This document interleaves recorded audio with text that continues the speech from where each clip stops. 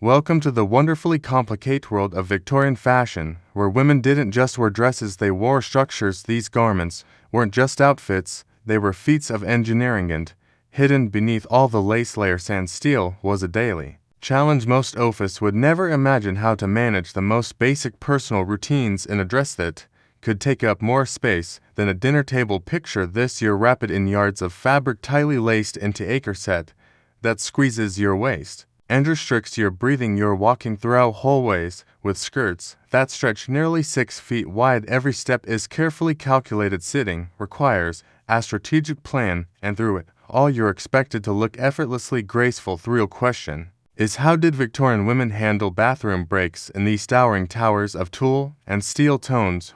That we need to start at the beginning of a typical day in a Victorian woman's life. Getting dressed wasn't just a matter of slipping on a gown. It was a process. The first layer, a thin linen shift, this was worn next to skin and acted like a protective barrier, keeping the more expensive outer garments clean. It was practical and essential, as washing delicate fabrics was a major undertaking.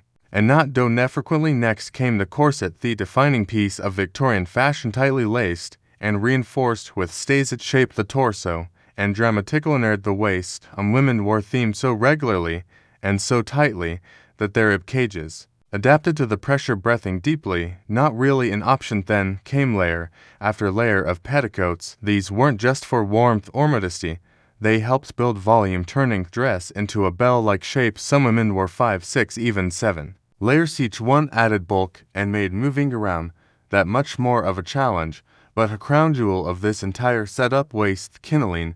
The crinoline was a kind of structure, an actual frame made of steel hoops connected by fabric tapes worn under the dress to hold it out in that iconic circular shape. At its largest, a crinoline could span up to 6 feet in diameter. Imagine trying to walk through a doorway with that, let alone fit into a chair. These structures were so expansive that some furniture had to be redesigned just to accommodate them. Chairs with norms, specially widened benches, and extra space at dining tables all came into use just to allow women to sit down without collapsing. Their fashion. Now imagine wearing all of this day in and day out and trying to deal with regular tasks like using the bathroom. The sheer volume and weight of the garments meant that even simple actions required careful strategy and physical coordination. Victorian women weren't just dressed to impress, they were navigating a constant logistical maze, turning basic needs into complex routines carried out with patience, grace, and astonishing cleverness. And this is just the beginning of the story. Victorian women didn't just wear fashion, they inhabited it. Their clothing was so structured and layered that it transformed their entire approach to everyday life. Especially hygiene came to personal care and hygiene. Using the bathroom wasn't just a task, it was a carefully orchestrated arc. The simplest of human needs had to be managed within a framework of lace, steel, and social expectations. On the center of it all was a single object that became an unsung hero of daily survival: the chamber pot. But these weren't crude containers tucked under beds. No, they were thoughtfully designed especially for women navigating clothing. The most common type was oval-shaped, with a smooth, curved interior perfectly shaped to fit beneath layers of crinoline petticoats. And some of the higher-end versions even came with tight-fitting lids. These weren't just for controlling odor. They acted as subtle signals to household staff. A closed lid meant ready to be emptied, all without a word being spoken. In wealthier homes, the chamber pot was cleverly hidden. Elegant furniture served double-duty chairs with secret compartments, cabinets with concealed containers, and beautiful wooden commodes that masked their real function with expert craftsmanship. These were pieces of both necessity and art. Behind these scenes, the household staff moved with precision and silence, keeping everything clean and discreet. Their job required more than efficiency, called for coordination and absolute discretion.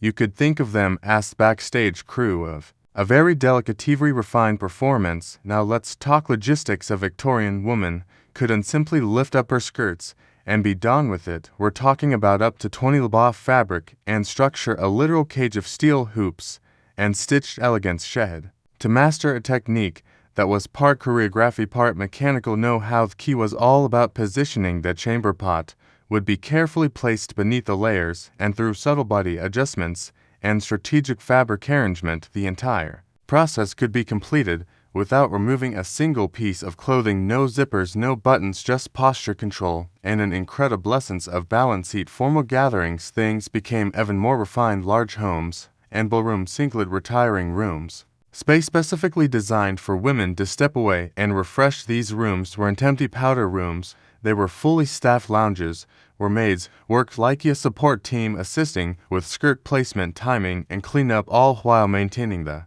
appearance of total grace and discretion.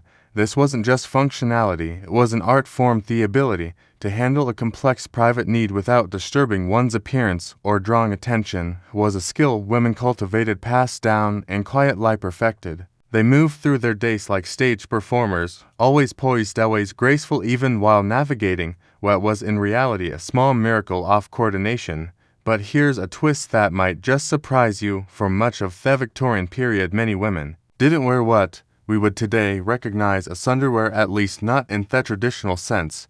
The sheer bulk and structure of their skirts were considered sufficient coverage, and in the beginning wasn't seen as necessary to wear another layer beneath it. All it may sound like the setup to a comedy, but for Victorian women, it was a very real problem. Imagine strolling down a busy cobblestone street, your crinoline catching a gentle breeze, only to have that breeze turn into a gust in an instant. The entire structure could flip upwards, much like an umbrella turning inside out, and with no traditional underns in place, well, let's just say discretion could disappear in a flash. These unexpected fashion mishaps became so common that society had to consider what counted as modest, and the result was a small but revolutionary guard split drawers. Now these weren't like the underwear we know today. Split drawers were essentially to separate bent legs joined only at the waistband with an open seam in the middle. It was a clever solution to a very real problem. These garments provided coverage and modesty when walking or sitting, but thanks to their open design, they allowed women to manage their personal needs without removing layers of clothing. It was a brilliant innovation. Modesty and practicality rolled into one. With split drawers, Victorian women could retain their layered elegance while navigating the complex routine of using a chamber pot, all with less effort and more confidence. If design caught on quickly, especially among the upper class and those attending formal events where bathroom logistics were even more delicate. But this was only one of many adaptations that helped women maintain composure. Remade layers of fabric, tight corsetry, and public expectation. Managing everyday life in Victorian clothing took more wrath and grace. It took careful planning, zealous communication, and an understanding of one's wardrobe on an architectural level, and all of this was done quietly behind the scenes as if it were the most natural thing in the world. Keeping oneself fresh and hygienic beneath layers of fabric wasn't just about comfort, it was about dignity, especially in a society where appearances mattered almost more than anything.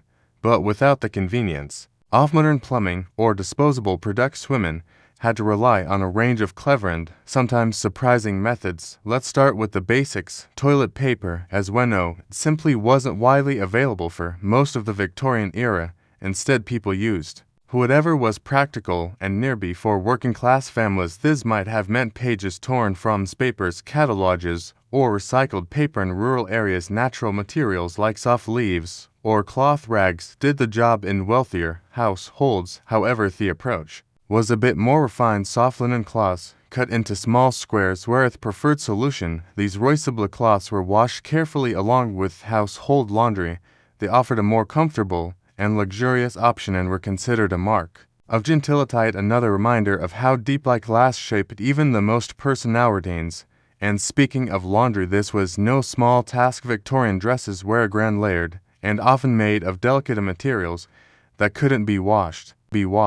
Frequently, instead, the outer garments were maintained with brushing, airing, and powders to absorb oils and prevent odor. It was the inner layers like linen shift, chemise, and those clever split drawers that bore the brunt of everyday wear. These were washed more regularly, serving as a protective shield for the intricate and costly dresses worn on top. But what about during menstruation? Victorian women faced this monthly challenge without modern sanitary products and within the confines of steel frames, corsets, and layers of fabric. Their solution, a homemade cloth system often referred to as a belt and pad arrangement, a soft belt worn around the waist held absorbent material in place, usually made from flannel, cotton, or other soft fabrics available at home. Some women even used natural fillers like moss or wool. Changing these materials required privacy, timing, and expertise, and while there's little written about it, because it was realistic and of women often changed their cloths many times a day, it was a discreet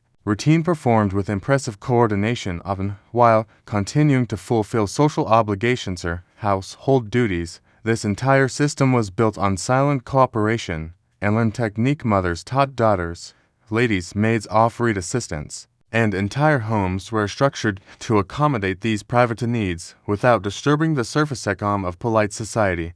And still, Victorian women carried themselves with elegance and poise, navigating these hidden complexities with a quiet strength that was nothing short of extraordinary.